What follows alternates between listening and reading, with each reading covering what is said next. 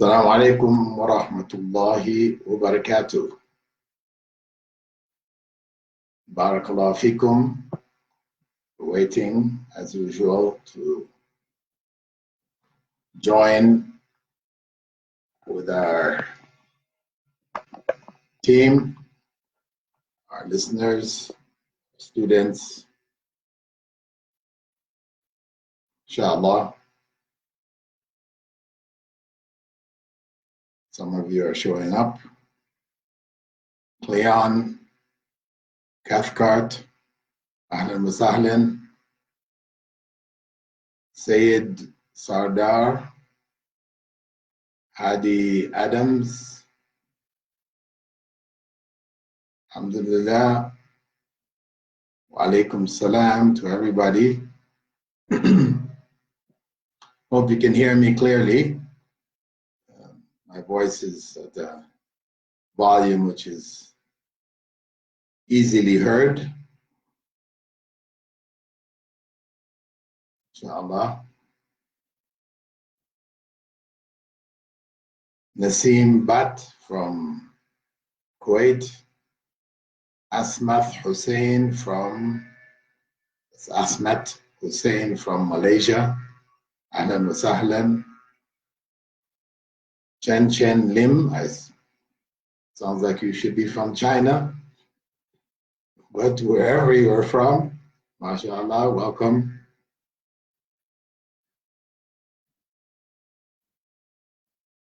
Zabiba, Regan Mian from India, and Hiri Muhammad from Uganda. Ahlan wa sahlan, welcome. Jamal Talat, alhamdulillah. I think we have enough people on board, about 280 of you. So, inshallah, let us begin. Alhamdulillahi Rabbil Alameen. والصلاة والسلام على رسوله الكريم وعلى آله وأصحابه ومن استنى بسنته إلى يوم الدين. All praise is due to Allah, and may Allah's peace and blessings be on the last Prophet Muhammad sallallahu alayhi wasallam, and on all those who follow the path of righteousness until the last day. This is session 15, in which we will be looking at the name Al-Musawwir. This is the 18th name that we have covered or will be covering for the series. It's loosely translated as the fashioner, and it's only mentioned once in the Quran as the name. Now, derivatives of that name and related names can be found in a variety of places. However, in Surah Al-Hashr, 59th chapter, verse 24, we find it mentioned only once. Huwallahu al-Khaliqul Bari'ul Musawwir. He is Allah, the creator, the originator, and the fashioner. Now, in terms of the meaning, it comes from a root Arabic word, sawar, which has the meaning of leaning. That's the root. From that, we get the meanings, the three possible meanings, actually. The first being to make something incline, to lean, or to bend. That's the leaning aspect is there. And the second is to form, fashion, sculpt, imagine, or picture something. So either it's in a physical sense of forming with your hands, painting, drawing, carving, etc., or it is from your imagination, to create in your imagination. And the third meaning is to have an inclination or a desire towards something. So the leaning is there, but it's not physical leaning, it is spiritual leaning or psychological leaning. Now, in this context, where the name is used in reference to Allah, Al-Musawwir, it means that He creates in whatever form He wishes. As He said, الذي خلقك فسواك فعدلك في أي صورة ما شاء ركبك. Who created you, fashioned you in due proportion, and assembled you in whatsoever form He wishes. So Allah has explained being Al-Musawwir in this verse. The term surah, image, form, however the construction is, Allah has formed you as He wishes. So one of the things that we commonly see is that Al-Musawwir is combined with the previous name Al-Bari. When I was doing research on the names, I found some leading scholars, they considered the two as one name, Al-Bari Al-Musawwir. So they put them together and counted them as one. There's an obvious relationship there. But actually that relationship goes beyond the two. From a linguistic perspective, Al-Khaliq, Al-Bari, and Al-Musawwir are all interrelated in meaning and deal with different aspects of Allah as the creator. We could consider them one, but there are three different names, one but with three different roots. But they share a common bond of creation, aspects of creation. So when we talk about Allah as the creator and everything else besides Him is creation, Al-Musawwir talks about the forms that the creation may take place without any form of repetition. Every form is different. So what scholars have proposed in terms of looking at these three names is that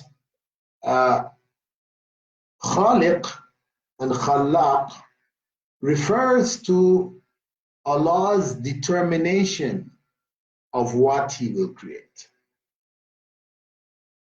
So the creation from a deterministic perspective, from Him having decided and determined how and all the details. So Allah mentions that name first, Al-Khaliq. Then He mentions Al-Bari, which is the originator. And we could say it is the creative act of bringing about what Allah Al-Khaliq determined or willed to create. And finally, Al-Musawwir refers to Allah Al-Khaliq Al-Bari giving each created thing its particular form. So Al-Khaliq is the determiner of creation. Al-Bari is the act of originally creating from nothing. not creating from what is already there. And Al-Musawwir determines how that creation takes its form. So Allah decrees what He plans to create, He brings it into existence, and then He specifies its unique form. So this is how the various names, these first three names, are linked together. Now, after looking at the meaning of the name Al-Musawwir, we, following our principles laid down by Ibn Battal, look at how we can adopt this attribute, this name with the attribute, the fashioner. Is it applicable to us as human beings? Yes. We fashion, we form, etc. So, in terms of applying it to ourselves, first and foremost, before looking at beyond ourselves, first and foremost, we should be happy with how Allah Al-Musawwir created us. This is important because we live in a world of cosmetic surgery. If you don't like how you look, you can change yourself with medical procedures. You know, now it's all over. People are doing it from the youngest ages. Now, the practice of cosmetic surgery in its original usage was to fix either cases where people are born with deformities, cleft palate, you know, they have the split, you know, or some people are born with their ears in distorted, so reshaping the ear, giving it shape again. People have accidents, you know, their nose is broken, torn off, whatever, so they can put together a nose. And this is a good thing. This is a good thing. This science, this skill, this field was a useful field to help people repair themselves, their lives, and be able to function amongst the general population. But it went beyond that. It now became a series of procedures to make oneself happy with how one looked. All features could be fine, etc., but person wants a different kind of nose, different kind of lips, they want different kind of, you know, forehead. So they end up, you know, like Michael Jackson and others, you know, have changed their features. When you look at Michael Jackson before and after, you say, what? You know, he created somebody who, you know, Allah didn't create. This was his creation, his playing with creation. A'udhu billah. It was a monstrous trial. He became addicted to it. And there are people out there addicted. You know, you read stories of people, they've had, you know, hundreds of procedures, they call them. And it's part of being unhappy with what God has given the individual. Allah says in third chapter, verse 6, He it is who shapes you in the wombs as He pleases. There is no God but He, the mighty and the wise. He is the one who shapes you in the wombs as He pleases. So we should be content with what Allah has given us and accept his decision. Of course, with the exception, as we said, of deformities. If there are deformities which can be fixed, well then there's no harm in fixing them. But we have to also, when we go from there to the next level, okay, there are no deformities, but I don't look beautiful enough. I think I could look more beautiful or more handsome, whatever, if I did this or I did that or the other. But the reality is that, you know, being more beautiful may not necessarily be better. People might think, well, no, of course, you know, you're more beautiful, people are gonna love you, people will be attracted to you, etc. But you know, like Prophet Yusuf, you know, who was the most beautiful individual on earth, more beautiful than the angels, beautiful among them. Look at the trials and temptations that he faced. Would you or I be able to get through those trials, or would we have failed, fallen in the first step?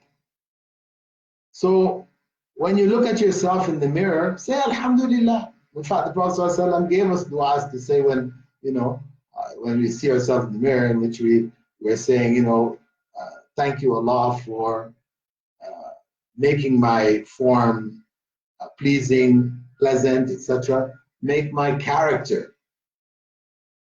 I ask you, Allah, to make my character pleasing, pleasant in your sight. Because that's even more important. You know, and all the hadiths Prophet ﷺ spoke about, Inna Allah la yanzuru ila suwarikum. Allah doesn't look at your forms, etc., but He looks at what is in your hearts. He looks at the hearts. Those external forms, though, you know, there's no harm in trying to keep oneself tidy, because of course you could say, well, then no need to comb my hair anymore, no need to, you know, wash my face, and I just may as well just be, it doesn't matter, you know. No, we don't need to go to that extreme either. You know, we try to find a balance here. The balance is that we accept what Allah has given us, we are pleased with it, we thank Allah, and we ask Him to improve our character, because that's more important. But what He has given us, we take care of it. We look after ourselves. And that's why in these times, with the COVID-19, etc., where we're stuck at home, etc., it is good to develop some regular exercises on a daily basis, you know, to look after the body which Allah has given us. It has a right on us to take care of it. And if we're sitting all the time, all day long, you know, reading, listening, watching, just we've become what they call the couch potato, you know, then of course this is not good. It's not healthy. You know, we will suffer as a result of it. So we should do regular exercises, since if we can't go out, you know, we're not allowed to go out, then we try to do something in the home on a regular basis, every day or every other day, etc. You know, we try to encourage, do it as a family, you know, get everybody involved, you know, to encourage each other. Because if it's just one person, okay, you said, I'm going to do that. Yeah, inshallah, it's a good idea. I need to start doing it. But you're the only one. The rest of the house are looking at you. Oh, wonderful, great. Keep it up, keep it up. Eventually, you're going to give it up. You know, without the motivation, others participating with you, you'll likely drop. So, you know, we should accept what Allah has decided for us in this matter and be pleased with it, and be thankful. And because, you know, no matter what we might think, okay, you know, I could be a bit taller, would have been nicer. But hey, you know, how many people are taller and they have all kinds of other problems? So all of the things that we wish for, there are also negative things that are out there. People who are disabled, blind, sick, etc. This is Allah's destiny, qadr. Allah has kept you in good shape. Thank Allah for it. Also, we should consider that everything in existence around us, Allah has created in the existence around us all kinds of beautiful forms and shapes and creatures and plants, etc. They're all a part of Allah's creation, and this is a proof for us, as we spoke about earlier, that Allah exists. That form, in whatever it comes, is proof of the fashioner, the former, the one who would create that form. It didn't come about by accident. It didn't come about gradually.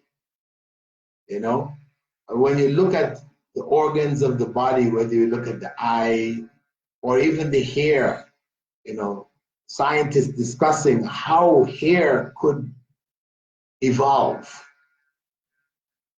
or sight evolve, because either you see or you don't see. So if the creature is without sight, how do you get sight? You can't make your existence according to how you wish. So the principles of natural selection for evolution don't work with these features of the human being and of the animals and of the trees and all that, which require it existing completely or it not existing. So all of this tells us whether we deal on the macro scale or we go on the micro scale. When we go into DNA, beautiful structures, incredible structures.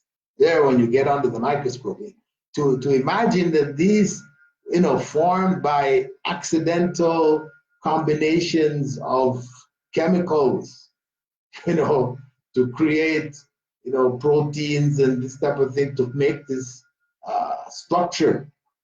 And then this structure replicates itself in a particular way. And, well, how did you get to the structure in the first place? Now, it's just like the first cell, the cell with a cell wall, and there's a mass there in the body of the cell, and there's a nucleus, right? Now, that cell wall holds it all together. Without the cell wall, the rest of it would fall apart. You wouldn't have a living cell. So you needed that cell wall. So how did the nucleus grab that cytoplasm around itself, the mass there, and there are bodies in that mass, which at some point in time science said, these were leftovers from evolution. They don't have any purpose. Now we realize, it's very critical. It's making this or it's producing that. This is science. The reality is that Allah made all of this. He fashioned it in this form, and for a reason. Right now, for example, they'll cut off your appendix. Now, the appendix, said this was a leftover. As we were evolving, it collected up some negative things of our body. Now we're able to pass it off and take care of it. We don't really need appendix. Because the only thing that happens with appendix, occasionally they get swollen, they build up, and if they explode inside of you, it can kill you. So better to get rid of them. So whenever, it's a standard procedure among many doctors that if they, cut in that area, They have access to your appendix, they'll just cut it off. Nothing wrong with it, but cut it off. This is actually silly. Silly. The fact that you don't know what benefit it has doesn't mean that it has no benefit. And even, yeah, you cut it off and people seem to get along fine. They're fine without an appendix. So what do we really need an appendix for? A time may come when we will come to understand the importance of the appendix. There's so many other things. The mitochondria, for example. I mean, when I was in school, that's what we were told. Mitochondria found in the cells was for nothing. Later on, they came to find out that it's a producer of RNA or this, that, and the other, and all kinds of uses for the mitochondria. But when I was in school, when we studied the cell, they said it was a leftover from evolution. It has no purpose. Bilal. Look at that. So, we should be very conscious of what Allah has created and appreciate all of it. Flowers didn't have to be there. Flowers, we see them, they're beautiful to us, we collect them, we put them in our homes, etc., etc. But Allah is the one who made the flowers beautiful. They could have come in all kinds of other shapes and forms which were not beautiful to our eye. But Allah made them beautiful for something, and as such, we should reflect on everything that Allah has created that we see around us and appreciate it. I mean, even if we're looking at it from appreciation from the fact that we can't see it that well. For example, if you look at when they put under a microscope the bee or the fly or the mosquito, any of these creatures, you build them, make them large with the microscope, big figure. These are some horrible looking creatures, I mean, alhamdulillah, we can't see, with our limited eyes, we can't see the details. So they do their job, they're fine, sometimes you have to kill them, whatever, but otherwise, they're not up in our face. The flowers are, and they're beautiful, etc. The other animals, Allah made them in a relatively simple form. I mean, they're not necessarily beautiful, but you can find the beauty when you get to know the animal, like camels. Some people look at a camel's face and they feel it's kind of ugly.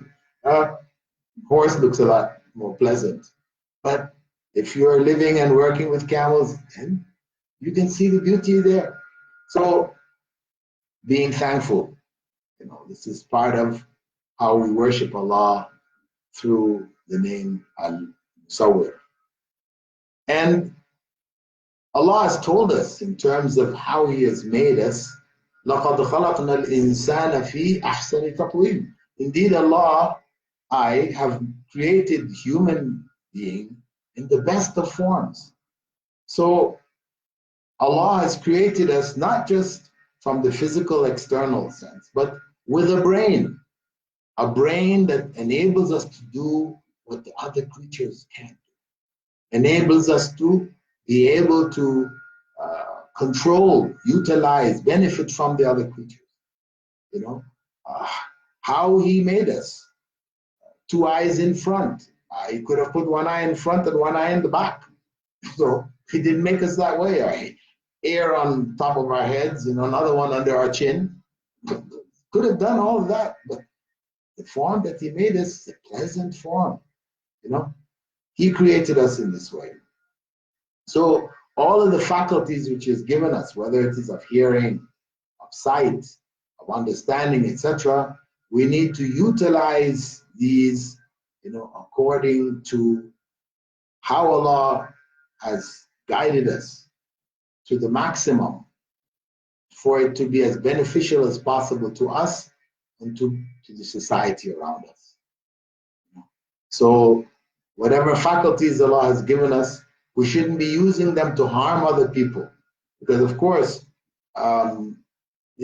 with our abilities, we can create harmful things in society, and we do, whether it's atomic bombs or, napalm or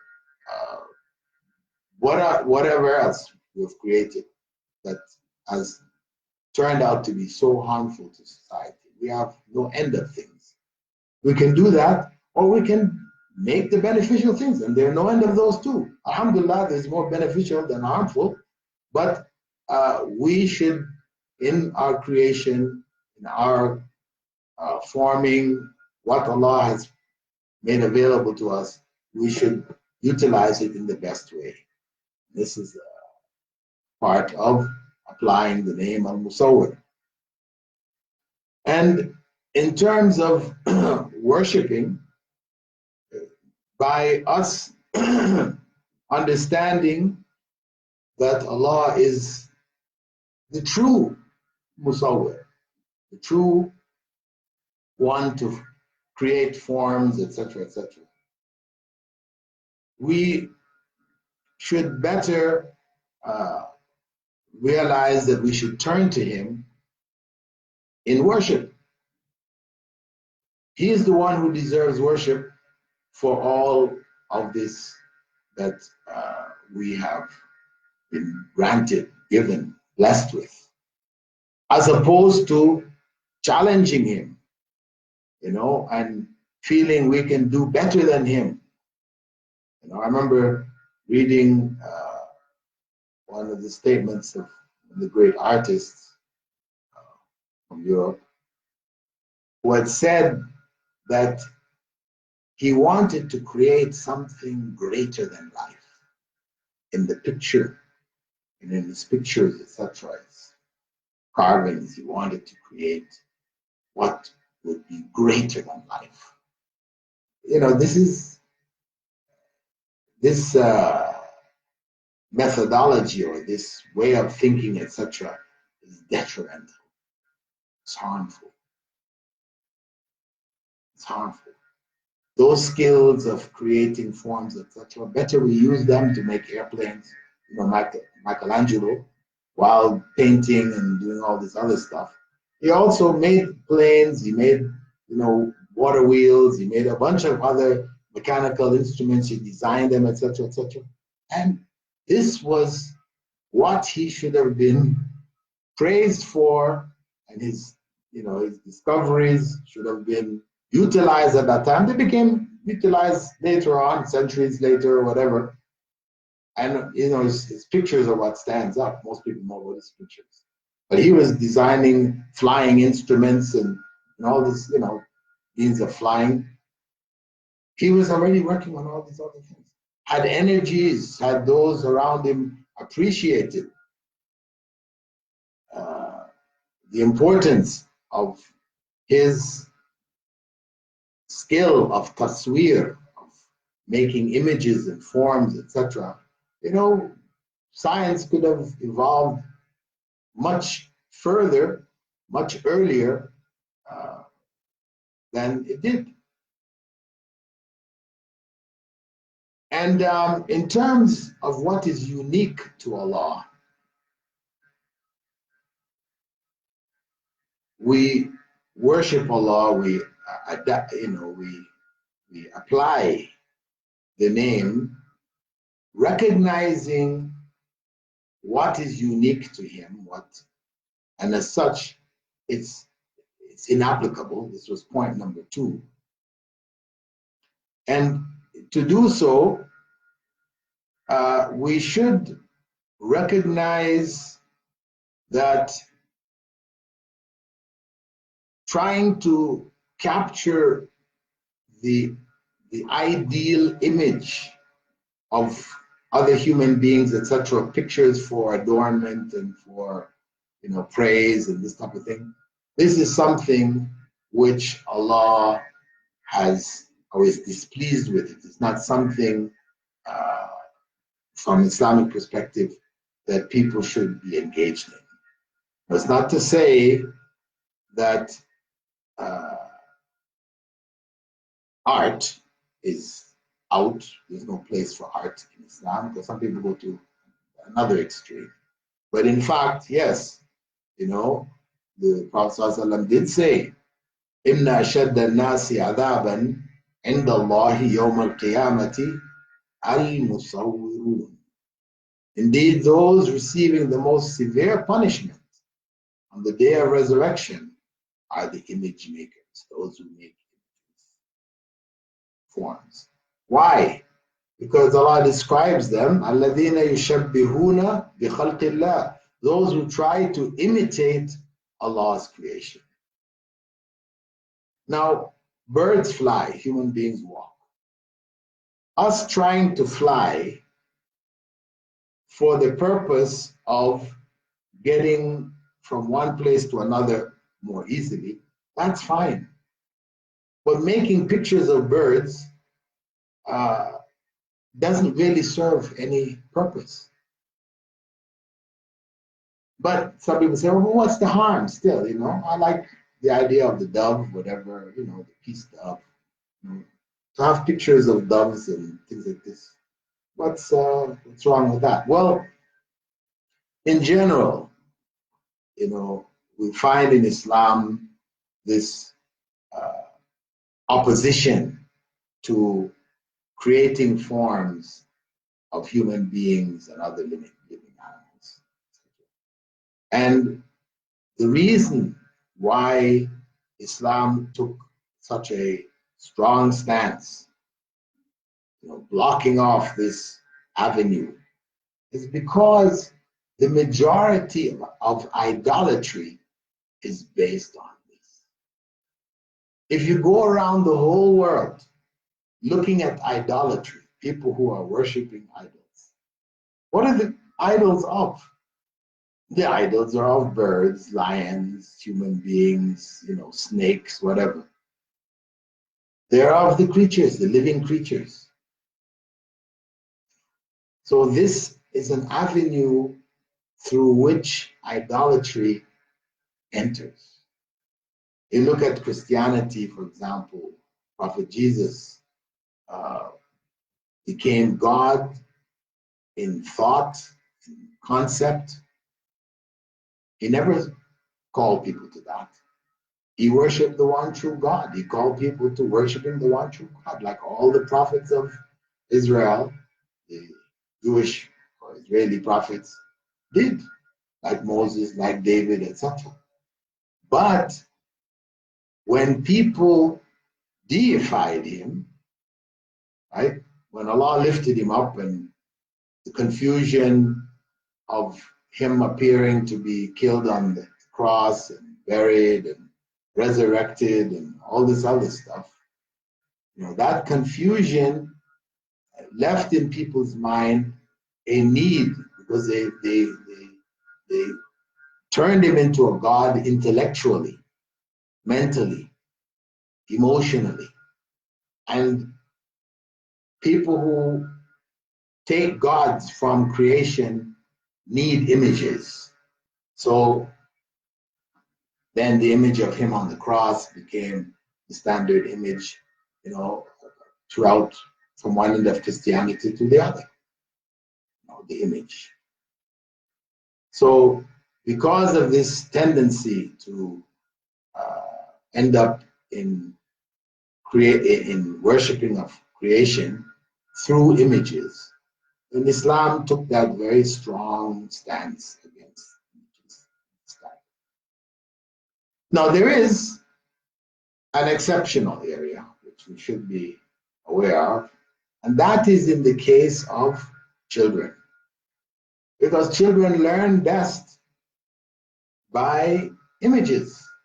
Images help them. They're always trying to make images and so on. So this is a part of their learning process. So the making of images in the form of dolls, toys, etc., for children, this has been permitted by the Prophet himself. So we know there's an exception. But once we are going beyond that point, then we say no. It's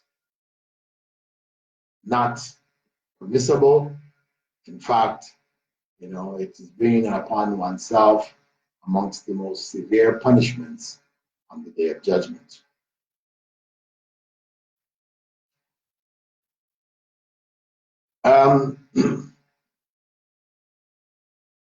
The belief in God in general is widespread amongst those scientists who study nature. Those scientists who study theoretical elements and who end up in psychiatry and these other areas, then this belief in God becomes very common. So the design which is found there, as we mentioned earlier, even Einstein himself said that he sees that design everywhere, and he can't imagine how people can say there is no God, because that's the clear evidence that's there. These forms which Allah created have in them evidence for those who are open-minded and contemplate logically. It will take them there. Now, Allah is Al-Musawwir, we said, who fashions people as they wish, and bring it down to the human level now. Where there are distinctions between human beings, all kinds. We spoke about them in our previous name, and Al-Bari, we spoke about the originator, how he originated human beings in so many different forms. But now as Musawwir, it becomes even more. Those forms is given further distinctions. And we talked about the verse in which Allah had said that he had created human beings, in tribes and clans, and that they would know each other. The ta'aruf. Not that they would despise each other and have hatred towards each other, and pride, personal pride over self, etc. This is not why Allah created these differences. It was for them to see in these differences Allah, because only Allah could make every human being different from the other. He made our fingertips with a design which no other human being has. Even if we are a twin, our eyes look similar. Everything about us looks the same. We may talk with the same kind of voice, but the fingertips, Allah left on the fingertips, the fingerprints, that everyone is different, even the twin. That is subhanallah. Allah has made this distinction for us to appreciate and be conscious of Him. But unfortunately, people, in their effort to try to politicize differences and exploit these differences for material gain or whatever, they went into this issue of races.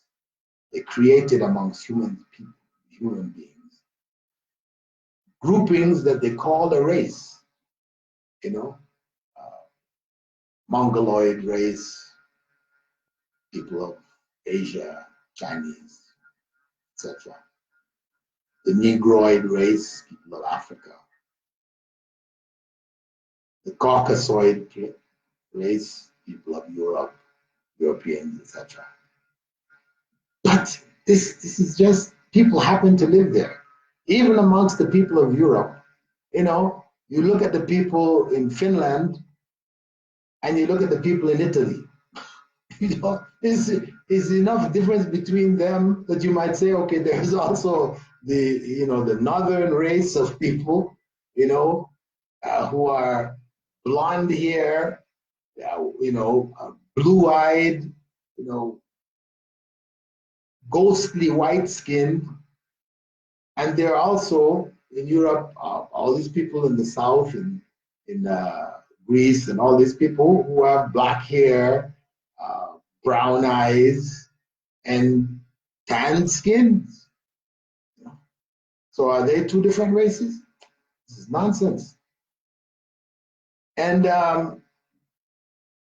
so this concept, though initially, it was when human beings were in the process of, analyzing all the various species on the earth, and scientists were doing that for plants, for animals, insects, and all these other kinds of things. Then, they came up with some kind of distinctions for human beings also, since they're doing it for everything else. And it was back in the 17th century that they first proposed this. Later on, it became a basis for colonialization, colonizing the countries around the world and justifying that colonization. They colonized Africa, they colonized Europe, that is, colonized Africa, colonized Asia, and they made trees for human beings, the tree of descent, and who was higher on the level of the tree, the ones at the top. What they did, they put at the top the Caucasians, white people, they put at the top. In the middle, they put the Asians people, and at the bottom, they put the Africans. They have these trees which were very popular and common use in the 18th century, 17th century, 18th. Believing and putting themselves on the top as being superior, and that these races were better kept separate. And there you got from it, the kind of racial discrimination which came up in places like South Africa and the US and other parts of the world. But the reality is that race has no real value in reality. Because when we look at the human blood types, we have A, B, O, or AB. And when you try to fit this over the racial distinctions, it doesn't fit. It doesn't match. There's no pattern there at all. A person can be A from either of the three groups, major groups which they've identified.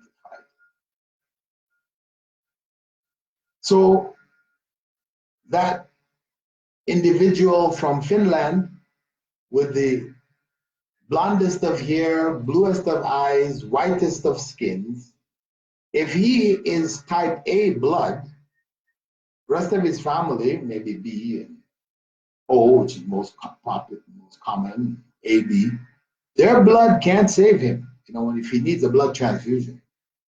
But that individual from Africa who's got black hair, black skin, apparently black eyes, though it's dark brown, he has type A blood. His blood can save that Finlander, Viking descendant. So who's closer? The family, the other people of his area who look just like him, their blood can't save him, but the blood from this guy in Central Africa, his blood can save him. So then who's actually closer? Actually, this is a sign. This is amongst Allah as being Al-Musawwir, he designed the blood, even because he could have designed the blood so that the blood of the people who are white have same types. And the blood of the people who are black have same types, and the blood of people who are yellow have the same types. He could have done that also, you know? But he left this message for humankind. He made people closer based on their blood type. He is Al-Musawwir. He has bonded them all together. And it's the same thing even in the animal kingdom. You know, you have a cat that's white, a cat that's gray, a cat that's brown, a cat that's black, but they're all cats. It's not separate races. These colors have no significance. Similarly, with cows, you got cows with all kinds of colors, mixtures of colors. You know, some have horns, some don't have horns. They're all cows. They can intermarry. They can produce offspring. You know, when you get outside of this, where two species can't intermarry, they can't produce offspring, and you know that these are completely separate. This is the science that Allah left by, because He could have made it possible that all species could do that, you know, and produce offspring. And He didn't. This is, as Al-Musawwir, He has created these differences to bond groups together and to realize that this was from Allah. And when we look historically in Islam, you know, we have always mentioned Salman al-Farisi, Suhaib al-Rumi, you know, Bilal al-Habashi. You know, we know these are huge figures in Islam and fully respected. Zainab bint Jahsh, for example, Prophet ﷺ's cousin, was married to Zayd, an ex-slave turned from Habash. Prophet Muhammad ﷺ dreamt of hearing Bilal's footsteps before him in paradise. And Prophet ﷺ revealed that, informed the Sahaba. You know, those who had ideas that, oh, Bilal is a black guy, you know, he's inferior, he was a slave, and the Prophet ﷺ said he dreamt, and of course the dreams of the prophets are true dreams. He dreamt of Bilal's footsteps ahead of him in paradise. And of course he asked him about it and told him that before wudu he would make 2 rak'ah, etc. The rak'ah, the sunnah of wudu, was introduced by Bilal. Usama ibn Zayd, Prophet ﷺ made him the head of the Muslim army, even though he was a teenager. He was married to Fatima bint Qais, a Qurayshite noblewoman. And on one occasion, Abu Dhar, very famous companion of the Prophet ﷺ, who was known for his humility and his, you could say, piety and his non-attachment to the dunya. That's why he became known. But before that, on one occasion, he became angry with Bilal and he addressed him, Yabna Soda, oh son of a black woman. This was like a slur, you know, like calling him nigger, something like this. Prophet ﷺ turned to him, and he heard him, he turned to Abu Dhar and said, Anta rajulun fika al-jahiliyyah. You are a man who still has in him the ignorance of the time of ignorance. When Abu Dhar heard that, so embarrassed, so bad he felt, he knew what he had done was so wrong. He put his head on the ground and refused to lift his head until Bilal walked over it, as a form of humiliation. Because if you are made to bow down and people walk over you, that's like humiliating you. So he wanted to humiliate himself, refused to get until Bilal walked over his head. And the Prophet ﷺ himself, he married a Coptic Egyptian slave girl, Maria. She was from Egypt. The majority of people in Egypt are dark-skinned people. And on the farewell pilgrimage, the Prophet ﷺ had said, "La fadla li Arabiyyin ala Ajamiyyin." Arabs have no favor over non-Arabs. Wala ahmarun ala aswadin, nor whites over blacks. Illa bittaqwa, except by piety. Those of you who have a knowledge of Arabic may have noted that the Prophet ﷺ said, nor was there any superiority of the ahmar. Ahmar means red over the black. Why the red? Well, because those who are extremely white, they tend to become ruddy in their complexion, reddish. You see Boris Johnson and others from UK, etc. Their whiteness is a reddish background, different from the white people of Greece and in Spain and Italy, southern Europeans. But anyway, the Prophet ﷺ stressed this.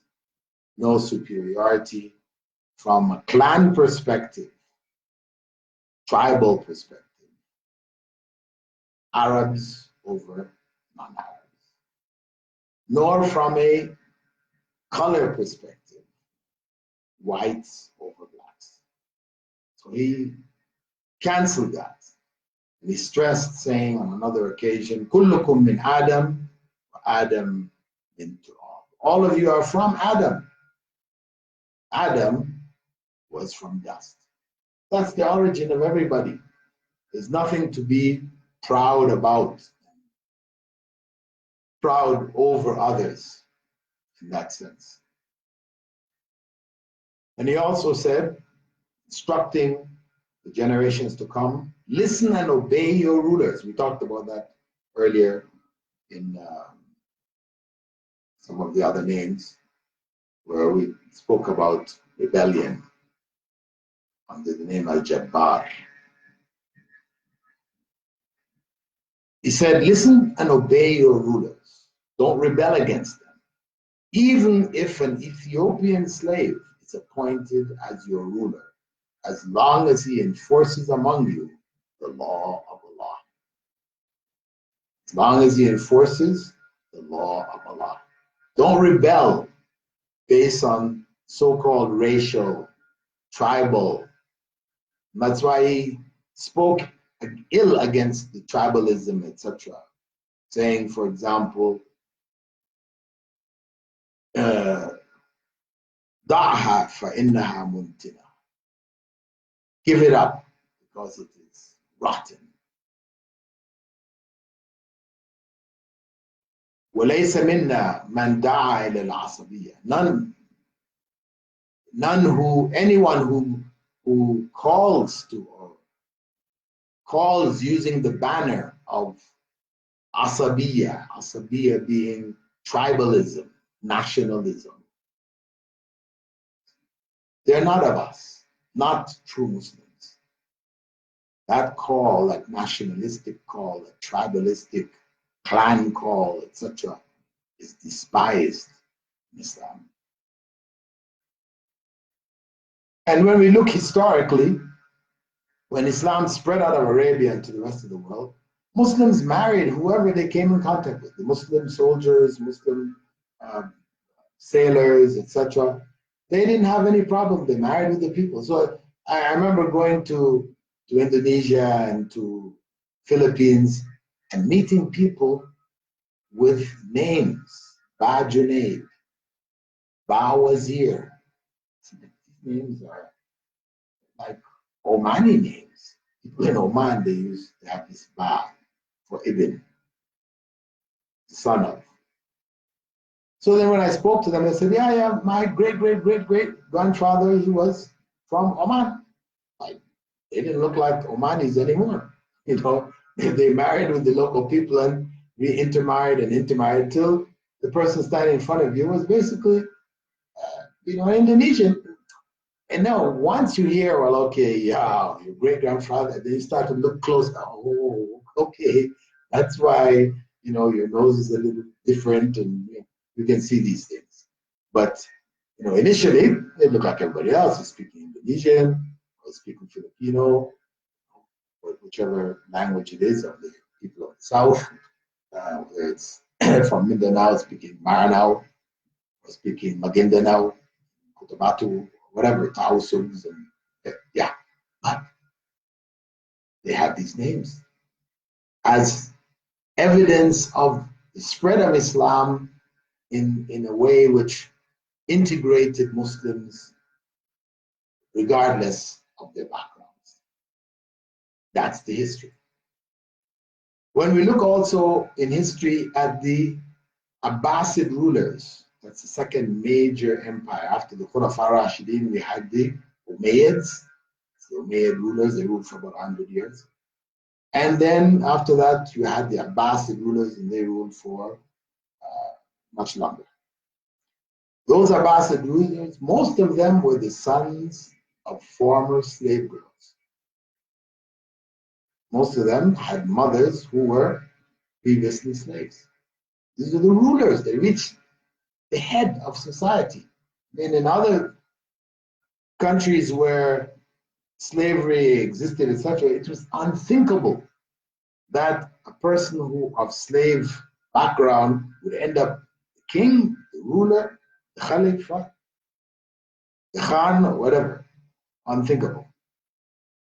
But because of the teachings of Islam, which recognized Allah as Al-Musawwir, recognized that there were no differences between people ultimately, it was rejected.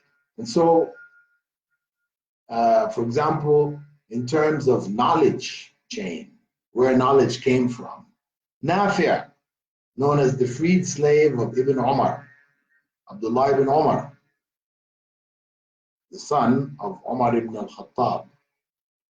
He had a slave by the name of Nafi', and he freed him.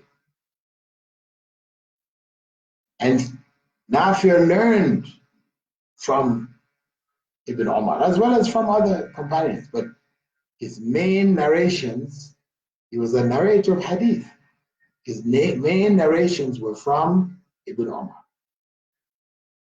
And his chain of narration, Nafi' from Ibn Umar, from Rasulullah, it was known amongst the scholars of hadith as the golden chain, as-silsila al-dhahabiyya. And guess what? Nafi' was the teacher of Malik ibn Anas, Imam Malik,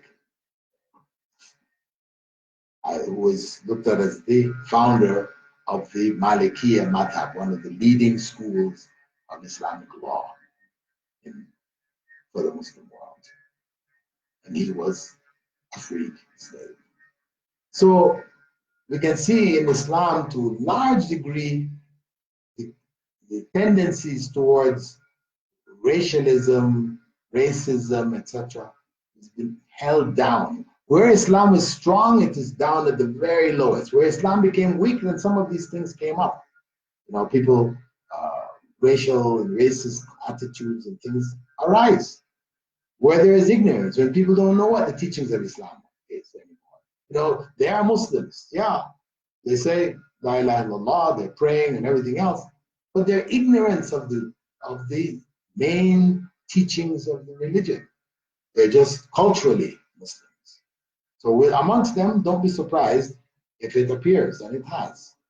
But in general, to somebody looking from the outside, etc., it appears to be eradicated. And a great historian by the name of Arnold Toynbee, Western historian, in 1957, he wrote in a book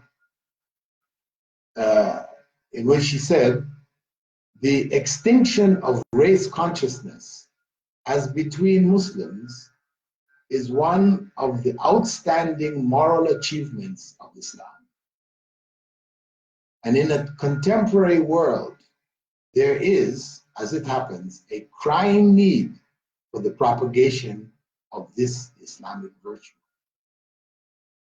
This is a white historian.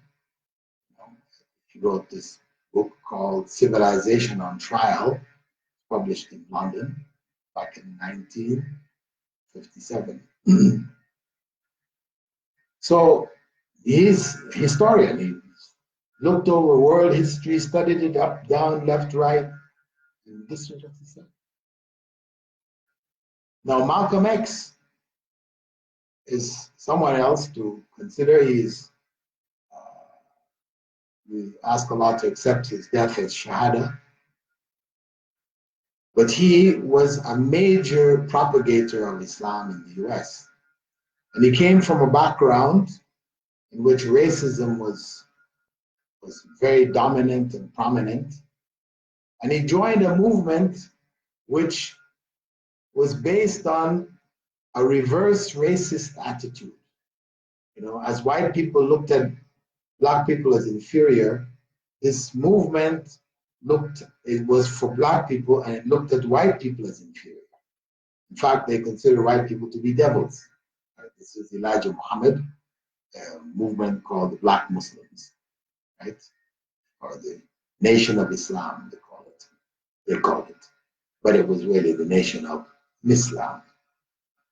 Anyway, Malcolm X, when he was at the point of leaving this movement, because he left it and accepted proper Islam and went on to propagate the truth, but of course, now he became a danger to the society on another level altogether, and he was assassinated. But anyway, when Malcolm X was asked about what impressed him most about Hajj, it went on to Hajj. This was the turning point in his beliefs. He replied, brotherhood. The people of all races, colors, and from all over the world coming together as one. It proved to me the power of the one God. This was his statement.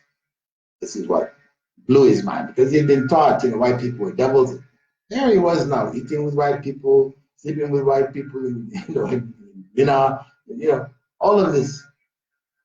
No distinction. They didn't treat him in any way. He didn't treat, other people around him who were from different backgrounds, didn't treat anybody in any other way. Everybody was just Muslims. So this is perhaps relevant to our application of this name, Al-Musawwir, the most significant. But the issue, this is the racist issue and all this. But at the same time, the other things of accepting how we are and being pleased with how Allah made us, recognizing Him as the one who has created us in the various forms that we exist. So, inshallah, that basically covers our topic. And just in closing again, some suggestion of how we can call on Allah using the name. And as I said, I'm just bringing you anything and everything that comes to mind, and because there's no limit. And we're not claiming this is from the Sunnah, specifically the words. Well, it's from the Sunnah to call on Allah by His names. But we use Ya Musawwir, for example. Oh Allah, we know that you are the one who gave the whole of creation its forms. First, praise Allah. Recognize who He is as Al-Musawwir. And then we ask Him, make us grateful for our forms, since this is a big issue that we all tend to have. And make us respectful and humbled by the forms of others, rather than being scornful on one hand, because we see somebody who's kind of ugly, okay, this person is not very good looking. Or jealous. On the other hand, we see so-and-so, very handsome, very beautiful. So I wish I was like that. And, our mind goes into that, and we ended up trying to make a change, painting stuff on our faces, and cutting this and changing that and adding Inna lillahi wa inna ilayhi raji'un. May Allah protect us from those addictions. Barakallahu fikum. And with that, now we'll just go into a few questions before we shut down. Barakallahu fikum.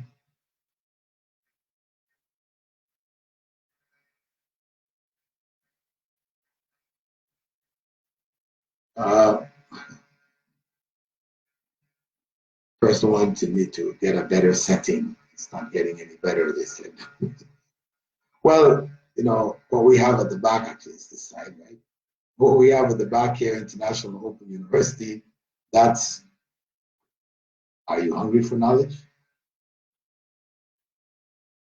That's to encourage you to think about it and join the International Open University, also known as Islamic Online University, IOU. It's for you. IOU from the perspective of zakat of knowledge. Zakatul ilmi, ta'lim, is teaching it. And that's what we're trying to do in the International Open University. And that's what we're doing here in the names of Allah. It's Ramadan.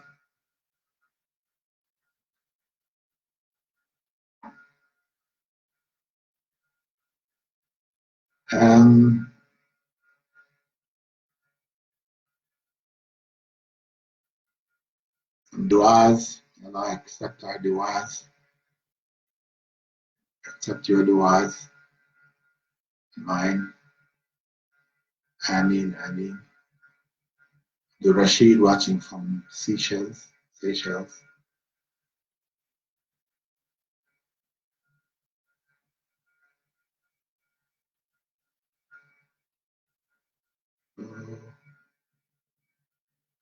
Mostly comments. I'm not seeing too many questions.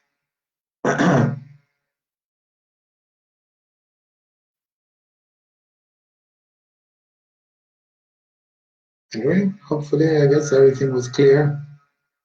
MashaAllah.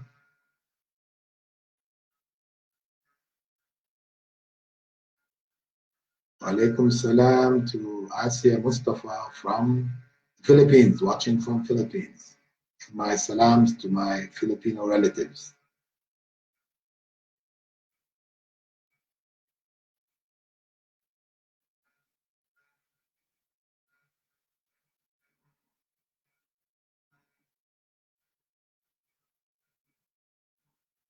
Okay.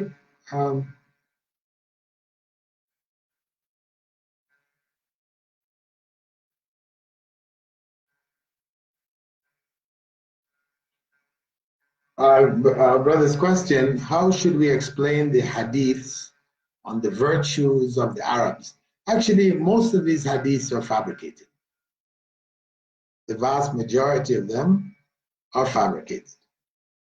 And that hadith about the Hajj, on the Hajj, that the Prophet ﷺ, La fadla li Arabin ala Ajameen, is very clear, crystal clear, declared in Arafah. So anything after that has to come in that channel. We can say, alhamdulillah, the Arabic language is what the final message which Allah revealed came in. It's in Arabic. And from that perspective, the Arabs were the protectors of that message, although many others memorized it and passed it on, but Arabic language is theirs. But, things like that the language of Jannah is Arabic, that's why it's important for you to learn Arabic, because, if you want to get to Jannah, you better get some Arabic under your belt, otherwise no place for you in paradise. This is nonsense. Arabic is not the language of Jannah. It was never authentically said. This is just fabricated narrations which circulate. And of course, those who are Arabs, may take advantage of it, because they people in ignorance. Now look up to the Arab. If somebody just looking like an Arab, they say, "Whoa, this person's close to Allah." Please, some of the Arabs, some of the, Allah talks about them in the Quran as being, coarse and harsh, and this is amongst them. Harshness is there, so they're not to be worshipped or looked upon as being untouchable. Whatever they say, you have to believe it. No, no, no. This is our ignorant forefathers have, fell into that trap, and it's not the case. There are good and bad in all groups, as much in the Arabs as much in the Ajam, the non-Arabs.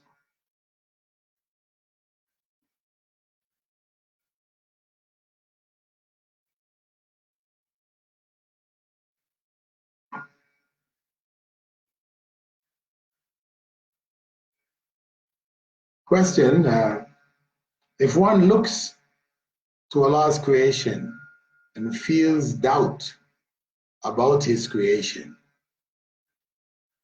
or lack of acknowledgement that it is from Allah, what should one do? Well, that person who comes from that perspective is in rough shape. If they're Muslim, if you're non-Muslim, okay, it's understood because of all the other things that are coming at you. But for a Muslim, you need to go sit with somebody who has more knowledge and get help, get clarity, understand where the roots of your doubts come from. Because for tackling these kinds of issues, as the Prophet ﷺ said, Shaitan will come to you. I mentioned it in earlier session on Al-Khaliq, Al-Khallaq. Shaitan will come to you and say, who created this, who created that, until he gets you into an alleyway, and who created Allah. So it's a trap. Where you're getting your doubts from, there's some source, people around you, books you're reading, whatever. So meet with somebody, if you're like from the scientific type background, meet with somebody who's firmly grounded in that background and who is firm in their faith. Inshallah, some of their firmness and some of their faith will rub off. That's why the Prophet ﷺ said, be careful about who you choose as your friends, because you will be with your friends on the day of judgment, be raised. So if the people who are around you are people you wouldn't like to be raised on the day of judgment next to them, then you need to find new friends.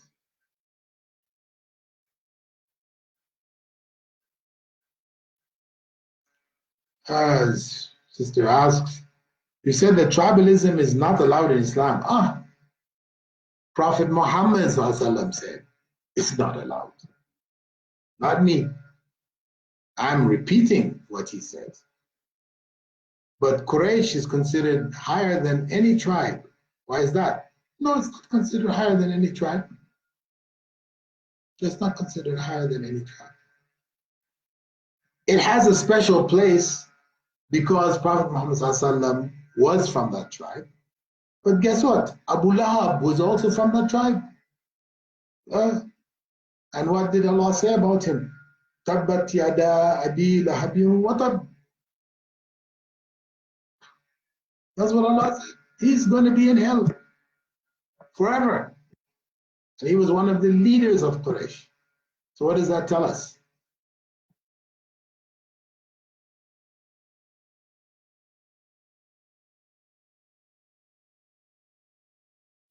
Question, is it permissible when someone asks you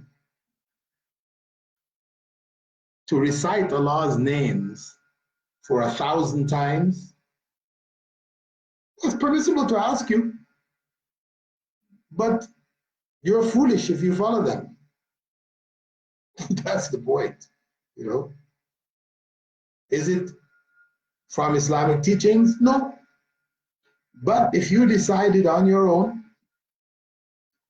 you got this idea, you know, you had particular issues or problems and you called on Allah, because again, it's not just saying, Ya Musawwir, Ya Musawwir, Ya Musawwir. Just keep repeating that 1,000 times. That is bid'ah. That is innovation. But if you make dua using that name, Ya Musawwir, help me with this. Ya Musawwir, help me with that. Ya Musawwir, do this for me, etc., etc. That's fine. You know, if that helps you formulate your issue, your problem, which you're taking to Allah, it's fine. So if somebody advises you in that way, it's fine for you to do it. But if it's just Ya Musawwir, Ya Musawwir, Ya Musawwir, Ya Musawwir, Ya Musawwir, and of course, the more times you start to say it, right? In the beginning, you might have started with Ya Musawwir. Then Ya Musawwir becomes Ya Musawwir. That's where you end up. It's likely that by the time you reach number 1,000, you're not saying Ya Musawwir anymore. You're saying, oh, that's all you're saying, you know. And of course, that is the opposite. You call on Allah, how do you think Allah is going to accept what you're trying to say? So it has many problems.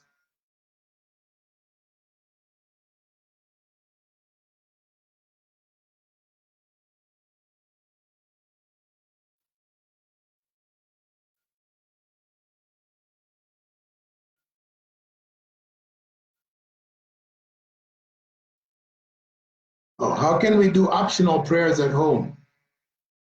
Oh, what is there a how here? What does that mean? Huh? Ali, Aisha, Basfar, Ba. Now your question is unclear. You pray it as you prayed in the masjid. In fact, the Prophet ﷺ said the best optional prayers are prayed at home.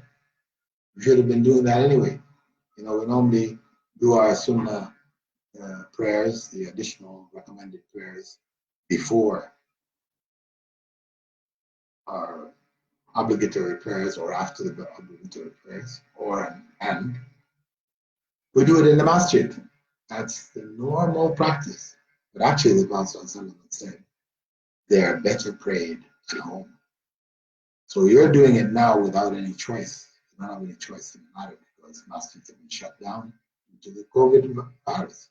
But after you get out, then do try to change this practice.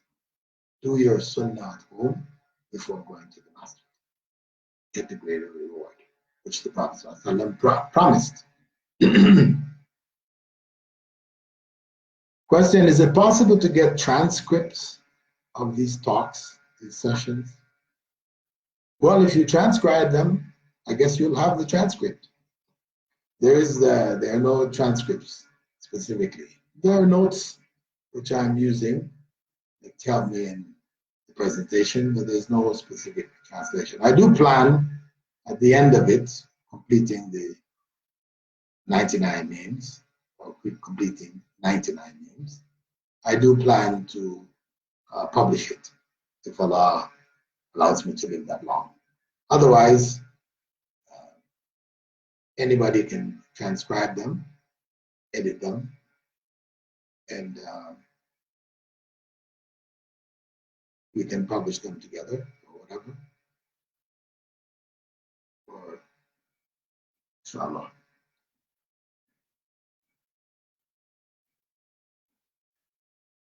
Question, from which names of Allah should I not say Al at the beginning?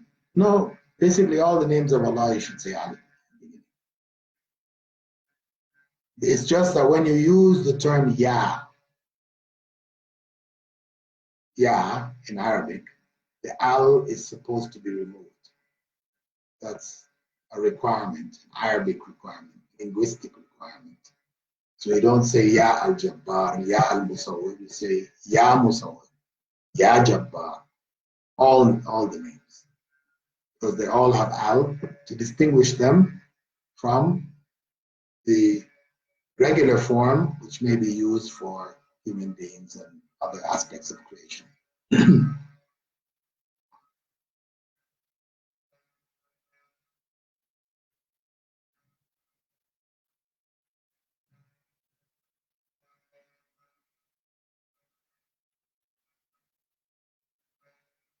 Your third question regarding the challenge of Allah that no one could produce a chapter like it, like that in the Quran. Is there an excellent talk or book explaining this, which I can listen to or read? I don't know specifically. In my book, Usul al-Tafsir, this is mentioned and discussed.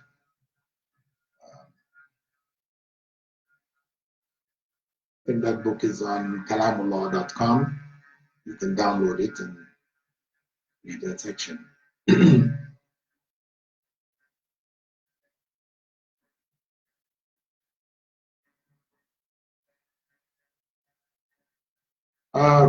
Ghulam Hussein asked a question.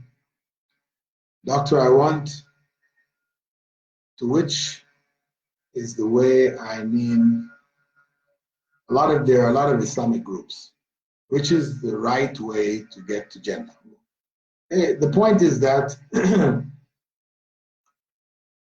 right way is to follow that of the way of Rasulullah and that of his companions. And the Prophet clarified that himself. So as long as the group that you are following, you're with or whatever, is following that of the way of the Prophet ﷺ and his companions, then you're on the right way. The fact that there are different groups is no harm, but when one group starts to tell you, well, the followers of the other groups, they're all misguided, we're the only one on the right way, then you know you're in the wrong group. When the group calls you or promotes to you hatred of other Muslims, other practicing Muslims, etc., then you know you're in the wrong group. Because Allah tells us to pray in the Quran, لا تجعل في قلوبنا غلا للذين آمنوا. Oh Allah, don't put in our hearts hatred for those who believe. So these are the signs. When the group discourages you from taking knowledge from scholars, say, oh, that scholar is off the manhaj, misguided. But you see, so many people are benefiting from the scholar. Everything you've read from the scholar seems to make sense and whatever else. But the group is telling you, no, don't listen to him or her. Burn their books, throw their tapes in the sea, whatever. Then you know you're on the wrong path. You're with the wrong group.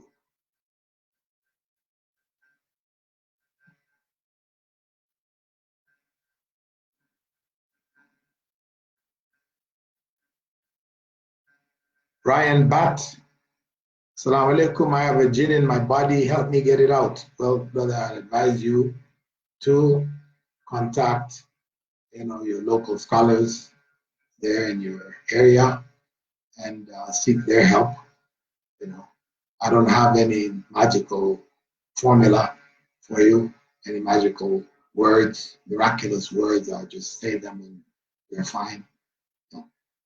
Better you seek help from those who are in your area, who are reliable. Of course, you got people there who are going to be writing amulets and stuff for you. No, stay away from those.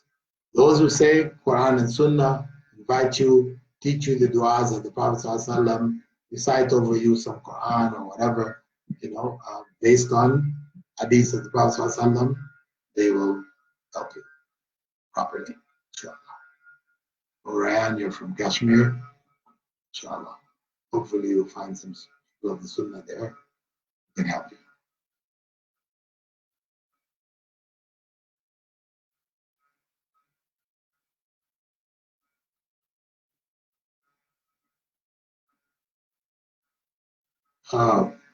Tayyib Sheikh is asking, why don't you give us more sermons in Qatar anymore? We miss you. Well, I'm happy to give talks in Qatar, and I have given to smaller groups, etc. But there are not that much opportunities available due to various political changes which have taken place, and one just has to be patient. Alhamdulillah, technically speaking, giving talks like this over the internet, I'm able to reach far more people than I would ever reach in any talk in Qatar. And I should also mention too that, at least half of the year I'm not in Qatar at all, outside of Qatar. So I'm also not around. Before I was around all the time in the early 2000s. Then after 2010, setting up the school, the university, etc. Then I didn't, I had to be outside of the country far more often. So that's also part of the reason.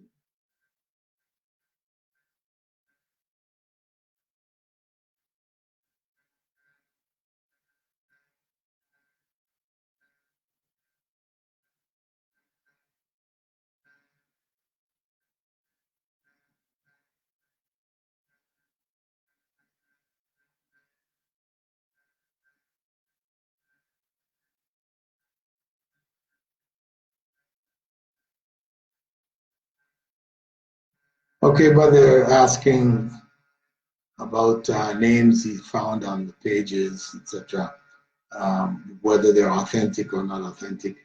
Well, stick with us, brother. By the time we finish, we'll have gotten you a good 99, and inshallah, you can be sure about. Their sources will be identified, etc., and you can work with them. But in general, when you come across names that people are promoting, etc., you try to find out where did they get them from. If they can't give you a clear Quranic verse or a clear statement from the Hadith regarding them, then know that it's not reliable. It's best to avoid it. Okay, inshallah. Alhamdulillah. We've given plenty of opportunity for looking at questions, and hopefully our team will answer the questions which I wasn't able to cover.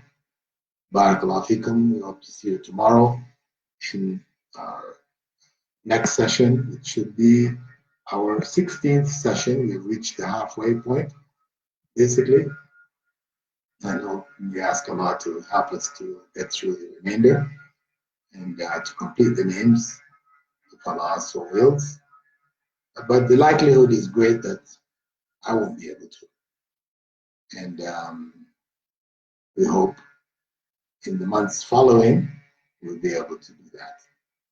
Barakallahu fikum.